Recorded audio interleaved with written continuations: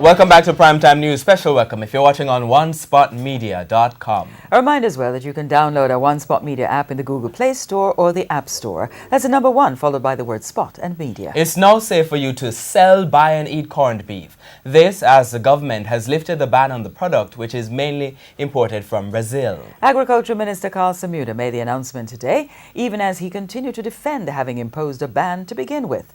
The ban was imposed 2 weeks ago in the wake of allegations that several major meat processors in Brazil were selling rotten beef and poultry. Details from TVJ's Andrea Chisholm. The ban is off.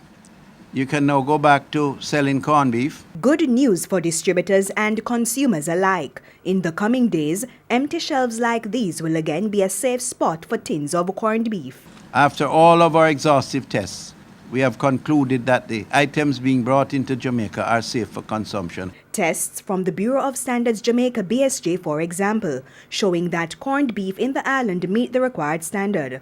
There was similar news from the inspection team that visited Brazil from March 29 to April 2. The federal inspectors and the management of the plant were absolutely transparent, and they provided all of the documentation that we requested. And not just any documentation, certified documents from top-level regulators and stakeholders.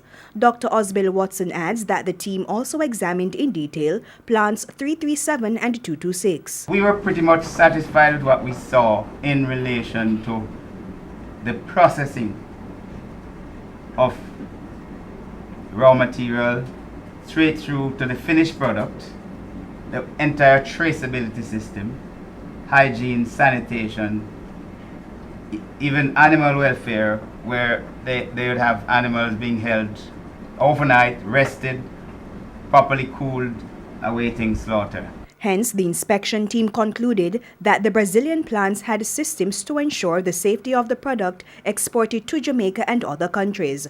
So, did the Agriculture Minister overreact? Was the ban unnecessary? Usually, if someone suspects that they are suffering from a medical ailment that would have great impact on their lives, it would be rather foolhardy to suggest that because somebody said nothing is wrong with you that you do nothing.